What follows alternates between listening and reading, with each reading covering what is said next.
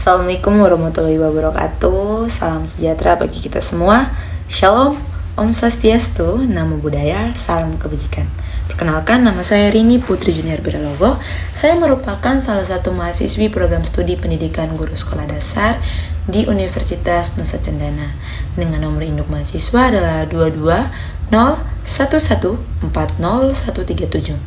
Kali ini saya akan membahas sebuah topik yang menarik tentang manajemen konflik dan ketahanan nasional, serta keterkaitannya dengan materi pembelajaran di sekolah dasar. Pertama-tama saya akan menjelaskan tentang apa sih konflik itu, dan bagaimana cara kita memanajemen konflik, serta apa yang dimaksud dengan ketahanan nasional. Menurut Kamus Besar Bahasa Indonesia atau KBBI, konflik adalah percecokan, perselisihan, dan pertentangan.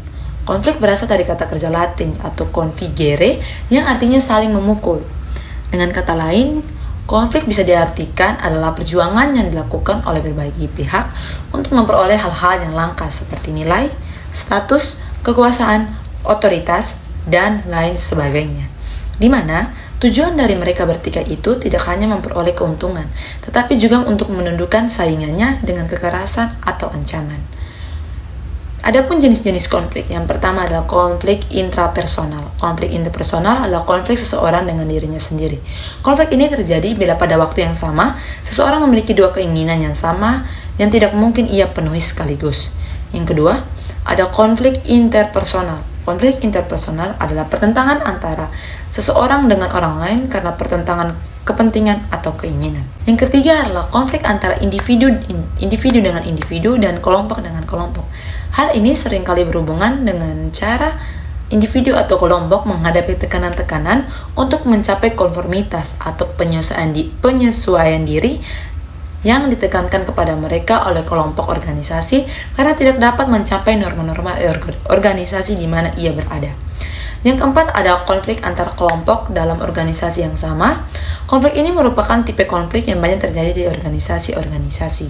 Konflik antar sesama yang berada dalam suatu ruang lingkup atau kelompok yang sama. Yang kelima adalah konflik antar organisasi.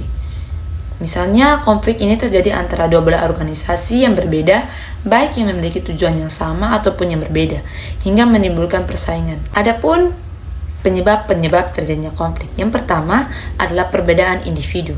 Penyebab terjadinya konflik yang pertama ialah karena adanya perbedaan individu dan perasaan yang berbeda, di mana biasanya terdapat perbedaan perasaan dan pendirian terhadap suatu hal ataupun lingkungan yang nyata. Hal ini biasanya menjadi salah satu penyebab adanya konflik. Yang kedua adalah perbedaan kepentingan antara individu atau kelompok. Penyebab konflik berikutnya adalah perbedaan kepentingan antara individu dan suatu kelompok. Hal ini terjadi karena tidak semua orang memiliki kepentingan yang sama dalam satu kelompok. Ketiga adalah perbedaan latar belakang kebudayaan. Beberapa orang mungkin akan terpengaruh dengan pola pemikiran dan juga pendirian dari satu kelompok di mana tempat ia bergabung. Pemikiran dan pendirian yang berbeda-beda itu pada akhirnya akan memicu adanya perbedaan yang bisa menimbulkan suatu konflik.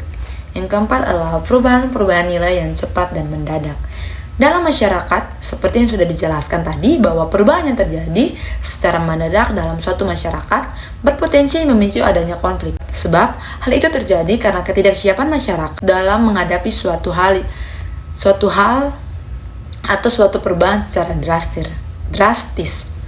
Sedangkan, manajemen konflik adalah sebuah proses di mana kita mengelola konflik dengan menyusun sejumlah strategi yang dilakukan oleh pihak-pihak berkonflik sehingga mendapatkan solusi yang diinginkan. Ada 5 metode untuk memanajemen konflik. Yang pertama adalah tahap pengenalan. Dalam tahap pengenalan ini, kita perlu mengenali apa masalah yang sedang terjadi. Langkah ini diambil untuk mengenali akar masalah yang terjadi. Jadi, kita bisa mendapatkan informasi seputar awal terjadinya konflik. Yang kedua ada diagnosa. Setelah mengetahui akar permasalahan yang terjadi, melakukan diagnosa perlu dilakukan untuk melakukan atau mengetahui langkah apa yang perlu kita ambil untuk menyelesaikan sebuah masalah. Diagnosa dilakukan agar langkah yang diambil sesuai dengan permasalahan yang terjadi. Yang ketiga adalah menyepakati solusi. Setelah diagnosa dilakukan, langkah selanjutnya adalah kita menyepakati solusi yang diambil. Solusi yang diambil harus seimbang dan tidak berat sebelah. Jadi tidak ada pihak yang merasa dirugikan satu sama lain agar tidak terjadi konflik yang berkelanjutan dan lebih lama lagi. Yang keempat adalah pelaksanaan. Solusi yang disepakati kemudian harus dilaksanakan bersama. Semua pihak yang terlibat tersebut harus menyetujui dan tentu saja ikut melaksanakan solusi tersebut yang sudah disepakati. Karena sudah disepakati, maka pelaksanaannya harus dilakukan bersama-sama atau untuk mencapai sebuah hasil yang terbaik untuk kedua belah pihak yang memiliki konflik tersebut. Yang kelima adalah evaluasi. Melakukan evaluasi bersama-sama setelah konflik selesai adalah salah satu strategi manajemen konflik. Dengan adanya evaluasi, konflik-konflik serupa bisa dihindari di masa depan, sehingga tidak perlu lagi terjadi konflik dalam suatu kelompok ataupun organisasi-organisasi yang ada. Selanjutnya, saya akan membahas tentang ketahanan nasional. Ketahanan nasional adalah pengembangan kekuatan nasional melalui pengaturan dan penyelenggaraan kesejahteraan dan keamanan yang seimbang, serasi dan selaras dalam seluruh aspek kehidupan, secara utuh dan menyeluruh, serta terpadu berlandaskan Pancasila, Undang-Undang Dasar Negara Republik Indonesia 1945, serta wawasan Nusantara. Dengan kata lain, ketahanan nasional adalah pedoman atau sarana untuk meningkatkan keuletan dan ketangguhan suatu bangsa dalam mengembangkan kemampuan untuk mengatasi ancaman, tantangan, hambatan, dan gangguan, baik yang timbul dari dalam maupun dari luar, baik yang langsung maupun yang tidak langsung, yang membahayakan terhadap identitas atau integritas dan kelangsungan hidup bangsa dalam mengejar cita-cita nasionalnya. Artinya, ketahanan nasional berfungsi sebagai penangkal dari segala bentuk ancaman, gangguan, ataupun hambatan terhadap integritas atau identitas serta keberlangsungan hidup berbangsa dan bernegara. Jadi, dapat kita simpulkan keterkaitan topik ini dengan pembelajaran di SD adalah topik ini mengajari peserta didik agar membantu menemukan jalan tengah alternatif untuk masalah apapun dan implementasi gagasan yang berhasil. Masalah harusnya ditangani pada waktu yang tepat untuk mencegah konflik dan efek buruknya pada tahap selanjutnya. Dengan kata lain, peserta didik belajar untuk mengelola suatu konflik yang akan terjadi atau yang sudah mereka alami. Manajemen konflik mengajarkan peserta didik untuk berusaha menyelesaikan masalahnya sendiri atau membantu menyelesaikan masalah teman sebayanya. Adapun konflik yang biasa terjadi di lingkungan sekolah. Misalnya, yang pertama ada konflik intrapersonal atau konflik yang terjadi dalam dirinya sendiri yang sudah dijelaskan tadi. Misalnya antara menulukan tugas sekolah atau acara keluarga. Yang kedua, contoh yang kedua adalah konflik interpersonal. Contohnya ialah konflik antara guru dengan guru dengan kepala sekolah, guru dengan tenaga tata usaha, atau guru dengan pegawai.